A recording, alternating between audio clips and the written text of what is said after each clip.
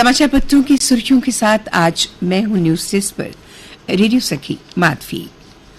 Microsoft का server ठप, हजारों उड़ानें थमी और ऑनलाइन सेवाओं पर भी असर।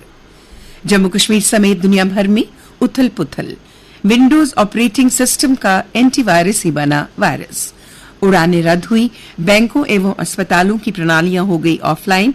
भारत पर भी असर। देश भर में कई उड़ानें बाधित, सिर्फ इंडिगो की करीब 200 उड़ानें रद्द। शेयर ब्रोकिंग कंपनियों के ग्राहकों को भी झेलनी पड़ी परेशानी। मारुति सुजुकी समेत कई ऑटोमोबाइल कंपनियां भी चपेट में आई। आज ये समाचार सभी समाचार पत्रों के प्रथम पृष्ठ की पहली बड़ी सुर्खी के रूप में प्रकाशित हुआ है। सेना प्रमुख जनरल द्विवेदी ने व नौसेना प्रमुख एडमिरल त्रिपाठी को परम विशिष्ट सेवा पदक, पीवीएसएम अलंकरण पाने वालों में सेना की उत्तरी कमान के प्रमुख लेफ्टिनेंट जनरल एमवी सुचिंदु कुमार 31 अफसर शामिल। राष्ट्रपति ने किया सम्मानित। आतंकी नेटवर्क के खात्मे के लिए तालमेल बढ़ाएं, सुरक्षा व कानून प्रवर्तन एजेंसियां, कहा गृहमंत्री अमित शाह ने। जम्मू कश्मीर में आतंकी हमलों के बीच गृहमंत्री ने की उच्च स्तरीय बैठक। आतंकी हमलों का मुकाबला करने के लिए जम्मू क्षेत्र में 500 स्पेशल पैरा कमांडो तैनात। सुरक्षा एजेंसियों में युवाओं को शामिल करने पर जोर। यूपीएससी ने विवादित प्रशिक्षु आईएएस पूजा खेड़कर पर दर्ज कराया धोखाधड़ी का केस। पूजा पर सिविल सेवा परीक्षा में फर्जी प्रमाण पत्रों के जरिए अनुचित लाभ लेने का लगाया आरोप। पुलिस की crime branch BNS IT act विकलांगता अधिनियम के तहत दर्ज की प्राथमिकी। विदेश मंत्रालय ने भारतीय विदेश सेवा के वरिष्ठ अधिकारी विनय मोहन कवात्रा को अमेरिका में भारत का राजदूत नियुक्त किया है। वो पदभार जल्द ही ग्रहण कर लेंगे। कवात्रा इसी माह विदेश सचिव के पद से सेवानिवृत्त हुए थे। दुनिया के सबसे ऊंचे आर्च ब्रिज पर 15 अगस्त से दौड़ सकती है ट्रेन। सेवा शुरू होने से यात्री रियासी से बारामूला तक यात्रा कर पाएंगे। आयुक्त की निगरानी में कई ट्रायल हो चुके हैं, जल्द होगी घोषणा। कटरा से रियासी के बीच अभी 17 किलोमीटर की दूरी पर काम जारी। जम्मू की बेटी कर्नल अंशु जम्वाल ने देश में भारतीय सेना की एयर डिफेंस यूनिट की महिला कमान अधिकारी बनने का गौरव हासिल किया है। सांबा के सीमावर्ती इलाके में पुलिस चौकियों पर रात के समय सेना तैनात। जम्मू संभाग में बढ़ रहे आतंकी हमलों व घुसपैठ को लेकर सुरक्षा बल सतर्क। पुराने रास्ते और नदी नाले गहराई से खंगाले जा रहे।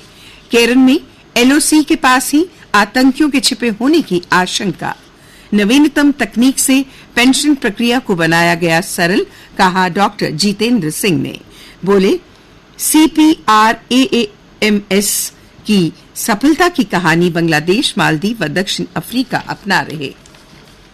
जम्मू में 54वीं सेवानिवृत्ति पूर्व परामर्श कार्यशाला में पेंशन भोगियों को जागरूक किया।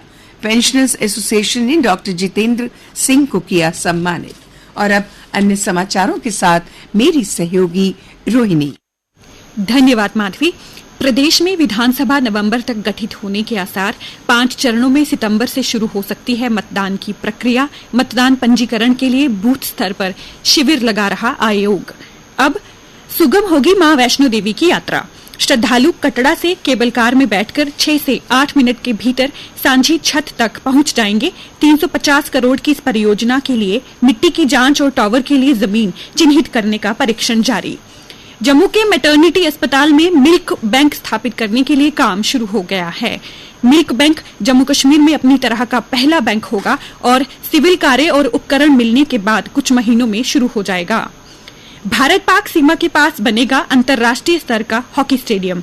जम्मू संभाग के चौथे हॉकी स्टेडियम के लिए हीरानगर में चढ़वाल के पास जगह चिन्हित 6 करोड़ से होगा तैयार।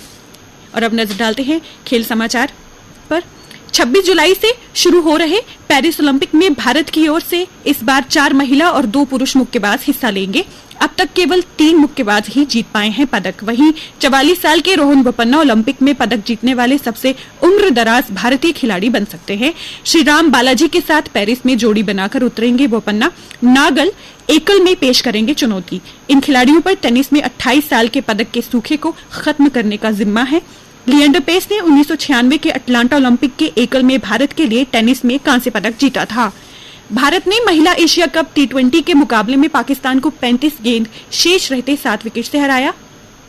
केंद्रीय खेल मंत्री मनसुख मांडविया ने कीर्ति परियोजना के दूसरे चरण की शुरुआत की, जिसका लक्ष्य 100 दिन के अंदर 1 लाख युवा खिलाड़ियों की पहचान करना है। और अब मौसम विज्ञान केंद्र की जानकारी के अनुसार आज जम्मू संभाग के कुछ हिस्सों में बारिश होने की संभावना है और कहीं-कहीं मौसम खुश्क रहेगा।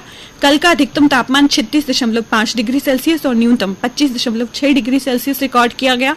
आज सूर्यास्त 7:38 पर होगा और कल सूर्योदय 5:39 पर होगा।